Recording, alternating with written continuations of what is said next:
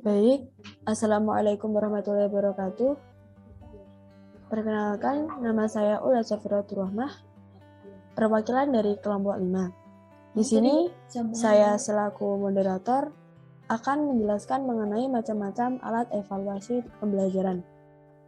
Nah, sebelumnya saya akan memperkenalkan anggota dari kelompok 5 ini. Yang pertama yaitu saya sendiri, Ula Safiratul Rahmah. Kemudian ada Sania Nurul Arifah. Selanjutnya ada Safina Putri Diana. Dan terakhir ada Aisyah Safiana juga. Adapun materi yang akan kami paparkan pada kesempatan kali ini, yang pertama yaitu pengertian dari alat evaluasi.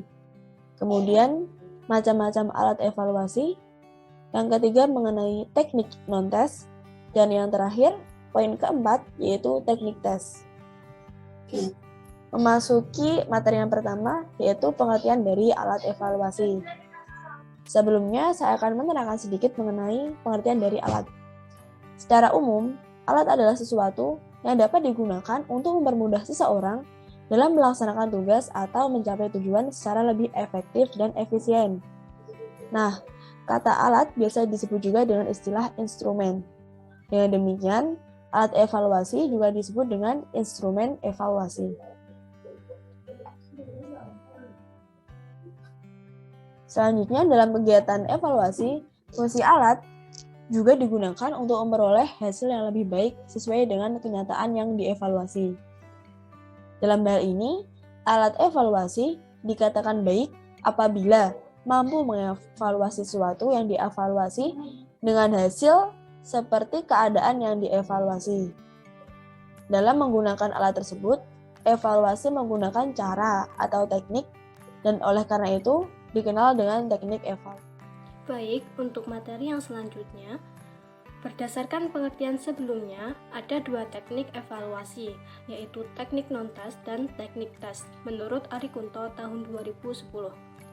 Yang pertama yaitu teknik non-tes. Teknik non-tes digunakan untuk menilai kepribadian peserta didik, meliputi tingkah laku, sikap, sifat sosial, dan lain-lain.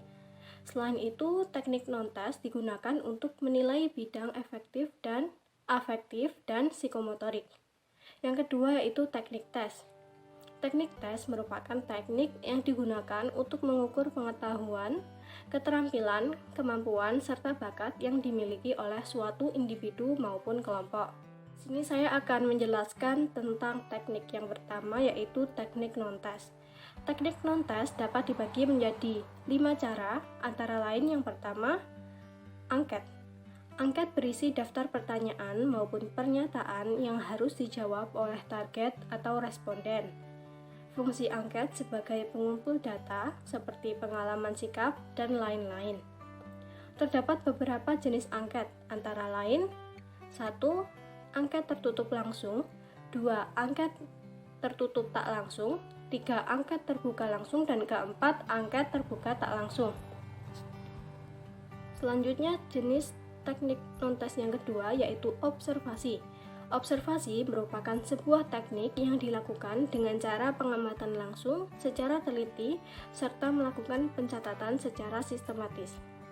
Terdapat beberapa jenis observasi antara lain 1.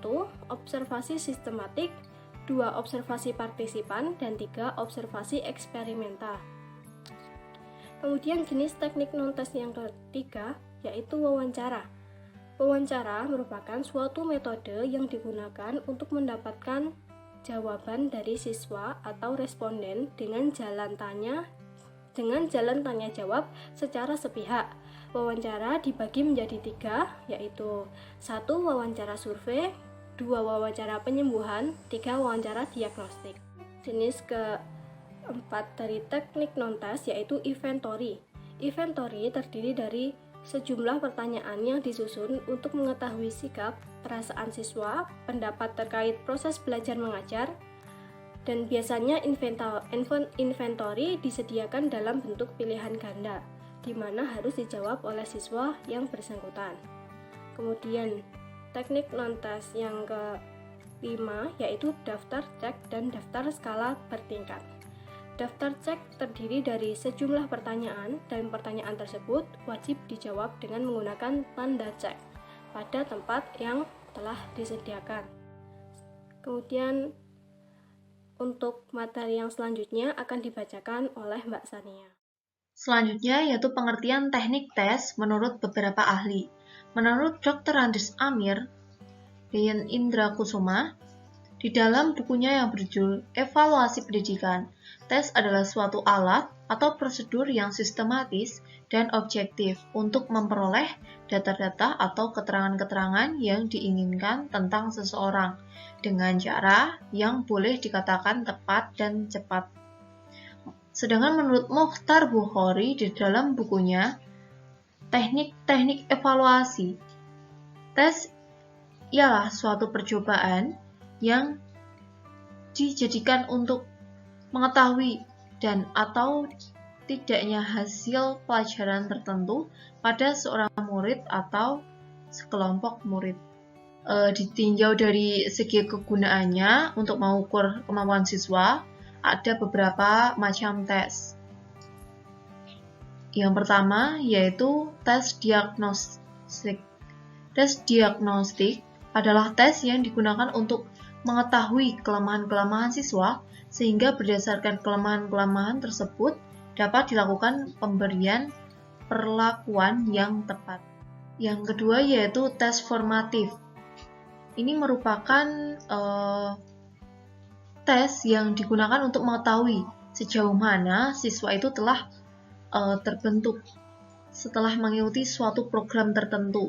Nah, tes ini merupakan post-tes atau tes akhir dari suatu proses pembelajaran. Evaluasi formatif mempunyai manfaat bagi siswa, guru, maupun suatu program yang dijalankan tersebut. Yang pertama, manfaat bagi siswa. Untuk mengetahui apakah siswa sudah menguasai bahan program secara menyeluruh atau belum. Yang kedua yaitu merupakan penguatan bagi siswa. Yang ketiga usaha perbaikan, dan yang terakhir sebagai diagnosis. Selanjutnya manfaat bagi guru. Yang pertama untuk mengetahui sejauh mana bahan yang diajarkan itu sudah dapat diterima oleh siswa. Yang kedua, mengetahui bagian-bagian mana dari bahan pelajaran yang belum menjadi milik siswa. Yang ketiga, dapat meramalkan sukses dan tidaknya seluruh program yang akan diberikan kepada siswa. Yang terakhir, yaitu manfaat dari program itu tersendiri. Yang pertama, mengetahui apakah program yang telah diberikan merupakan program yang tepat sesuai dengan kecakapan anak.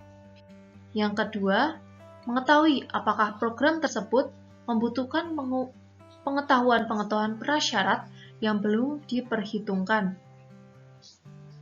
Yang ketiga, mengetahui apakah diperlukan sarana, alat, dan prasarana untuk mempertinggi hasil yang akan dicapai.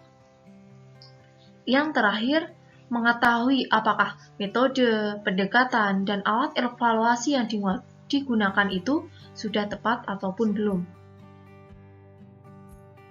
Hal yang perlu diperhatikan dalam pemakaian evaluasi formati yaitu yang pertama, penilaian dilakukan pada akhir setiap satuan pelajaran. Yang kedua, penilaian formatif bertujuan untuk mengetahui sejauh mana tujuan instruksional khusus atau TIK pada setiap satuan pelajaran yang telah tercapai. Yang ketiga, penilaian formatif dilakukan dengan mempergunakan tes hasil belajar, kuesioner, atau cara lainnya yang sesuai. Yang keempat, siswa dinilai berhasil dalam penilaian formatif apabila mencapai taraf penguasaan sekurang-kurangnya 75% dari tujuan yang ingin dicapai. Selanjutnya adalah tes sumatif. Evaluasi sumatif atau tes sumatif dilaksanakan setelah berakhirnya pemberian sekelompok program atau sebuah program yang lebih besar di sekolah. Tes sumatif dapat disamakan dengan ulangan umum yang biasanya dilaksanakan pada tiap akhir caturwulan atau di akhir semester. Manfaat dari adanya tes sumatif yang pertama adalah untuk mengetahui nilai, yang kedua untuk menentukan seorang anak dapat atau tidaknya mengikuti kelompok dalam menerima program berikutnya. Yang ketiga adalah untuk mengisi catatan kemajuan belajar siswa yang akan berguna bagi orang tua siswa, pihak bimbingan dan penyuluhan di sekolah, serta pihak-pihak lain yang membutuhkan. Hal-hal yang perlu diperhatikan dalam pemakaian evaluasi sumatif. Yang pertama, siswa dinilai berhasil dalam mata pelajaran tertentu selama 1 semester apabila nilai raport mata pelajaran tersebut sekurang-kurangnya bernilai 6.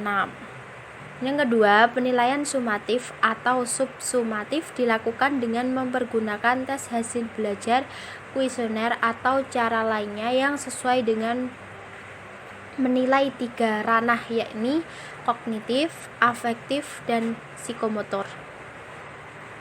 Yang ketiga, hasil penilaian sumatif atau subsumatif dinyatakan dalam skala nilai antara 0 sampai 10.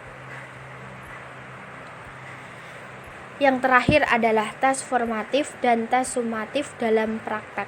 Dalam pelaksanaannya di sekolah, tes formatif ini merupakan ulangan harian, sedangkan tes sumatif dikenal dengan sebutan ulangan umum yang diadakan pada akhir semester.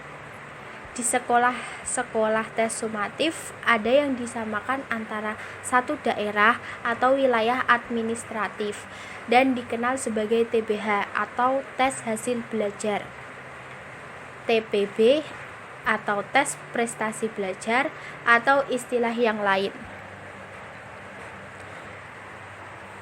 Adapun kelebihan dan kekurangan dari TBH itu sendiri. Yang pertama, kebaikan dari tes hasil belajar atau TBH adalah pengelola sekolah dapat membandingkan kemajuan atau kualitas antar sekolah. Yang kedua, selanjutnya setelah terjadi perbandingan maka akan timbul persaingan yang positif antar sekolah. Sedangkan di sisi lain ada keburukan dari tes hasil belajar atau THB. Yang pertama, pemberian soal sebanyak-banyaknya pada saat ujian. Yang kedua, bentuk kecurangan yang ada akan dihiraukan. Dan yang terakhir, nama baik sekolah diutamakan. Demikian merupakan presentasi dari kelompok kami. Untuk selanjutnya, mengenai kesimpulan dari presentasi kelompok kami, bisa kita lihat dari gambar berikut. Nah, mind map yang telah kami tampilkan ini merupakan sedikit ringkasan dari materi yang telah kami sampaikan mengenai macam-macam alat evaluasi pembelajaran. Dan yang terakhir, mengenai daftar pustaka. Presentasi ini kami buat berdasarkan materi dari sumber-sumber yang terpercaya, baik dari buku maupun dari sumber lain seperti sumber internet. Di antaranya yaitu buku dari Effendi dan Erpin mengenai evaluasi pembelajaran matematika, kemudian evaluasi pembelajaran konsep dan manajemen karangan Haryanto 2020, dan link internet yang telah kami cantumkan. Sekian dari kami, kurang lebihnya kami mohon maaf. Saya selaku moderator dari kelompok 5 mengucapkan terima kasih dan maaf bila ada kekurangan. Sekian dan wassalamualaikum warahmatullahi wabarakatuh. Membangun negeri tegak berdiri untuk masa depan, memadukan